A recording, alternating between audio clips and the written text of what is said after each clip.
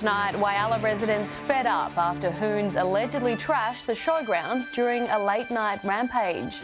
And the desperate search for a Port Pirie man missing for 3 weeks.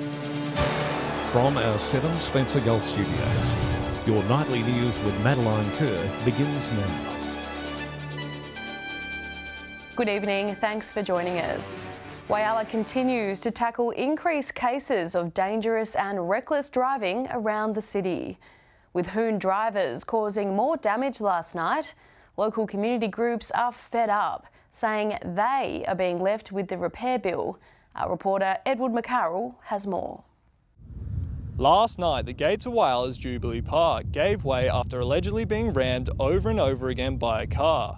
The damage alone highlighting the potential danger hoon drivers are imposing on the city. Showground staff this morning found the gates twisted and sprawled out on the road, hit with enough speed to rip their concrete footings clean from the earth, with an adjacent power box also smashed in and unresponsive. We've got some members of the public coming out here and really doing some damage to Jubilee Park, the showgrounds. Unfortunately, last night one of our main gates was gone through, lots of damage happening there. It's going to cost a lot to fix that work. Showground patrons saying the destruction from last night is just one of many recent events. The growing list of damages taking its toll on the council and local community groups that are left to clean up. Sheds gone through, we've had fences, we've had our stables gone through. It's very frustrating and the amount of damage, it's really not fair that other members of the community then have to come through and fix it all. Patrons say hoons have always been attracted to the quiet and wide open spaces on the outskirts of the city, such as the industrial estate, 8 Mile Creek and the showgrounds. People think they can come out here and do 80 kilometres an hour. There's actually a speed limit in this park. It's 25 kilometres an hour. With multiple social and sporting groups looking to protect their facilities, they're asking anyone with information on dangerous and reckless driving in the city to contact police. Police in Port Pirie are urgently looking for missing man William Schenk, who hasn't been seen in 3 weeks. 47-year-old William may be driving a 2005 silver Terracan station wagon with the rego plates reading S121CLY. William is described as being of Caucasian appearance, around 170 centimetres tall, with a solid build and short dark hair. Anyone who sees William is asked to call the police assistance line immediately on 131 444. The declaration of the poll for the electorate of Grey has officially taken place in Port Augusta. The Australian Electoral Commission officially declared Rowan Ramsey as the member for Grey at midday. Although leading in the first preference votes from the get-go, Mr Ramsey delayed officially declaring victory until now, due to a muddle-up in Grey's 2-candidate preferred count. Despite the recount, Mr Ramsey is proud to retain the seat of Grey after facing off against 8 other candidates. The Crystal Brook Community Men's Shed held a Shedmates muster this morning for all members located in the Mid-North. Between cups of coffee, egg and bacon rolls and old cars and tractors on display, there were some very important conversations. The Crystal Brook Men's Shed is opening the doors to members throughout the Mid-North as part of a health initiative. Shedmates standing shoulder to shoulder for shedders' well-being. So the Men's Shed movement actually started here in South Australia. It started down in Goolwa. The 30-year anniversary is coming up next year. Yeah, wow. Yeah, so we've got at least 100 plus men's sheds here in South Australia alone. Members were pleased they could finally gather as a group and communicate with one another, as COVID has made it difficult to do so over the past couple of years. Today's all about congregating, talking, sharing, community camaraderie and connection today. Port Pirie Mayor Leon Stevens explained in his speech that often mental health problems can sneak upon you, so it is important to recognise the signs and make the most of the resources available to us.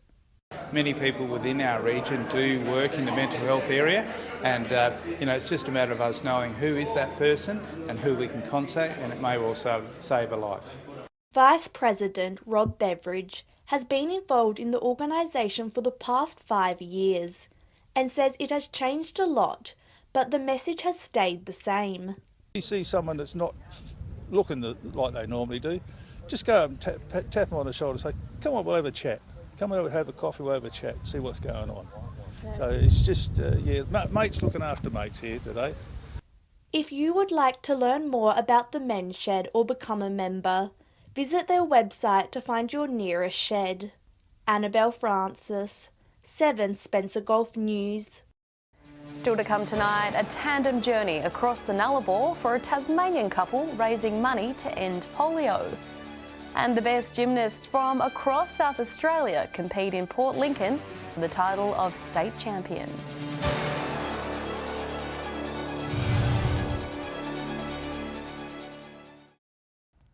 Welcome back to 7 Spencer Golf News. The New South Wales Government is investing $132 million into the State Emergency Service. Premier Dominic Perrottet made the announcement yesterday, saying the money will be split up and put towards upgrading facilities and splitting the northern and western zones into 2.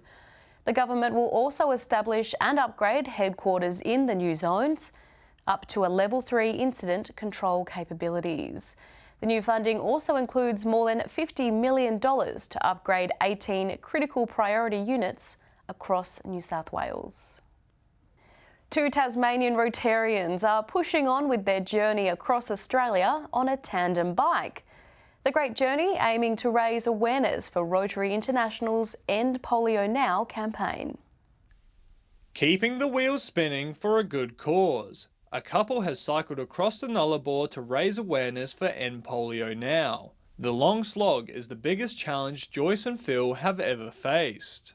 We've done a lot of cycling in the past, but it's always been in fairly civilised places with coffee shops and cake shops and things, and the Nullarbor was something totally different. Their vehicle of choice raising the eyebrows of many motorists along the way. Riding the tandem bike since about the 80s, and we've ridden across Europe and North America, so we've lots of experience. Although they have travelled great distances in the past, they say this journey has presented new challenges that would see most people turn around and ride home. People think we're mad. We are having to mail food ahead, we're having to spend nights out on the canvas because we couldn't get between the roadhouses. Starting off their ride in Perth, Joyce and Phil are now in the last stage of their journey, stopping in at Whyalla to meet with the local Rotary Club before heading through to their finish line in Adelaide. We've met some fabulous people en route, people that we would never have dreamt of meeting, doing absolutely wonderful things. The couple is glad their journey is pushing polio back into the spotlight with how close it is to being eradicated. And to donate, the simplest way of doing it is to get onto the Rotary Tasmania website, and then there's a link for donations. Edwin McCarroll, 7 Spencer Golf News. Port Lincoln held its annual Invitational Championships over the weekend, seeing some of the state's best up-and-coming gymnasts compete. Teams from all over the region made their way to the Gymnastics Club on Coronation Place, putting their skills to the test on the big stage. Gymnasts sticking the landing in Port Lincoln. 18 clubs from across the state competed in this year's championships, battling it out in 4 events, including the beam, floors, bars and vault. The Lincoln team focusing on their acro skills. Lots of acros, so they're tumbling lines, and on beam it's only 10 centimetres wide, so that's always tricky with acro skills on beam, so that was a focus for our seniors. With over 300 participants, this year's competition was the club's biggest yet. Once a year, it's our major fundraiser, so this year we had 44 boys and 285 girls, and we always try to keep to the same formats. Despite the higher stakes, Merrill was happy with how her girls performed. The floor routines were the standout of the night. I think floor is always the most impressive with the seniors and their tumbling lines. We had some amazing gymnasts from Adelaide that come over and their tumble lines were fairly impressive. Gymnasts aged from 5-year-olds to 34-year-olds, and they were each given one warm-up before they were tasked with completing their intricate routine. the crowd making plenty of noise as they cheered from the sidelines. We're just tallying up a few things now, and the spectators and the ticketing process that we've come to now is that everything is online, and that worked really well, and we had many spectators. Next up will be the South Australian Country Championships held in Adelaide next month. Last year, Paul Lincoln won the Country Club Award and they'll be looking to defend their title. Henry Millick, 7 Spencer Golf News. Stay with us after the break. The Broken Hill Library is set to host a workshop on how to record the oral history of the city. And the Port Pirie food stall helping locals struggling with money to have a warm and nutritious dinner.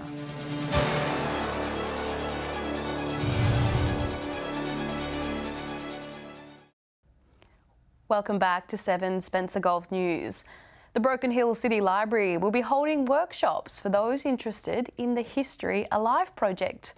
The project is set to tell the oral history of the city, which will be stored in the new archives once they're built. The Silver City is steeped in history, and now you may get the chance to bring the past into the present. It'll be hands-on. Jen will give a brief outline of all the paperwork required, an idea of the types of questions to ask, who to interview, some topics and subjects. Fronting the workshop will be local writer Jeanette Thompson, born and bred in Broken Hill. Jeanette has quite the resume when it comes to oral history, which is the collection and study of historical information using tape recordings. Jeanette wrote the oral history of the Wagga Wagga Shakespeare Club and is a member of Oral History Australia. We're very lucky to have her and her experience, so I'm just overjoyed that she can be the trainer in this workshop.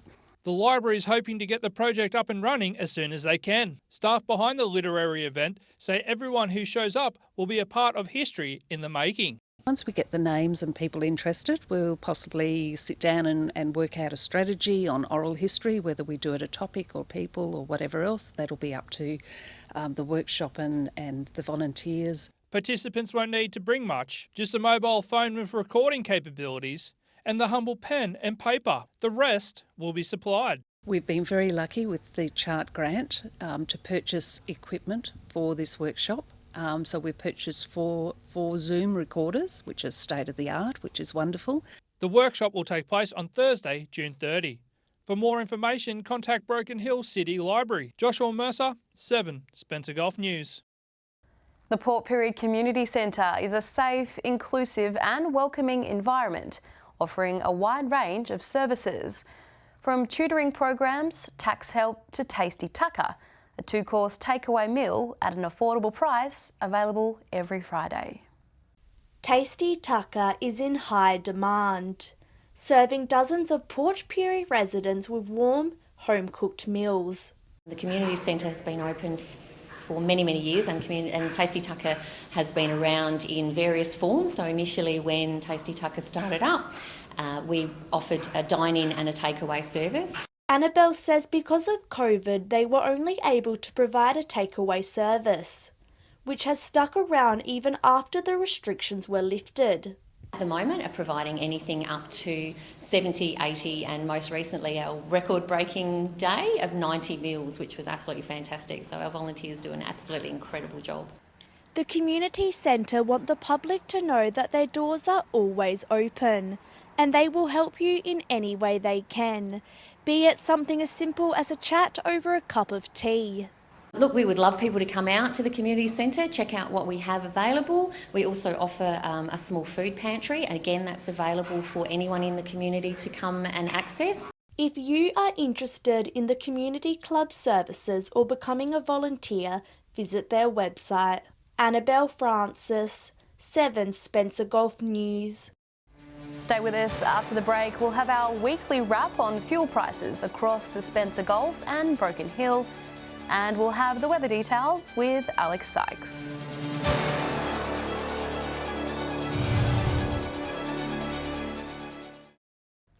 Welcome back to 7 Spencer Golf News.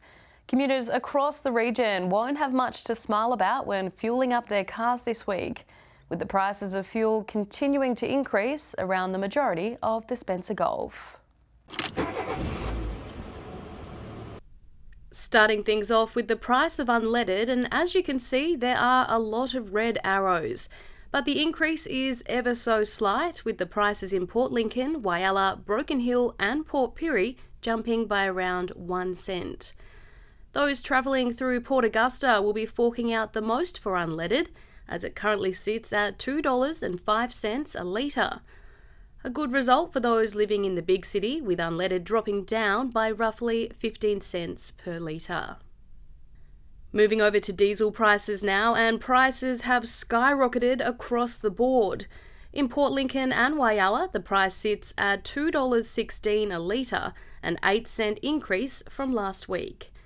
Port Pirie and Broken Hill prices have also gone up, sitting at $2.15 per litre. Kadina prices jumped up by around 8 cents, but the township is recording the cheapest fuel, sitting at $2.13 a litre. Not even the pumps in Adelaide get a break when it comes to diesel, with prices sitting at $2.16 per litre. And finally, autogas users are the real winners, with prices on the decline. Autogas prices have dropped by 12 cents in Port Augusta, now $1.07. Port Pirie prices only dropping ever so slightly, now at $1.19. No changes were seen this week in Port Lincoln, Whyalla, Broken Hill or Adelaide, but Port Lincoln autogas is still the most expensive, sitting at $1.32. That's about all for Fuel Watch this week. Remember, these are just the regional averages, and these prices do not reflect one particular outlet. If you've seen fuel for cheaper, let us know on our Facebook page.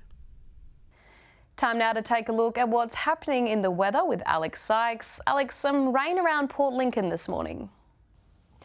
That's right, Maddie. 8 millimetres fell overnight and another 3 after 9 a.m.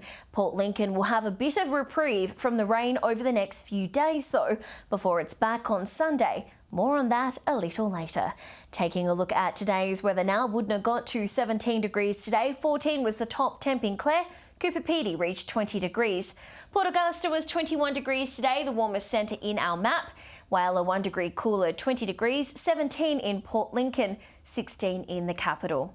Taking a look at the satellite image now, a low pressure system northwest of Tasmania is extending over southeastern parts of the state, clearing to the east by tomorrow.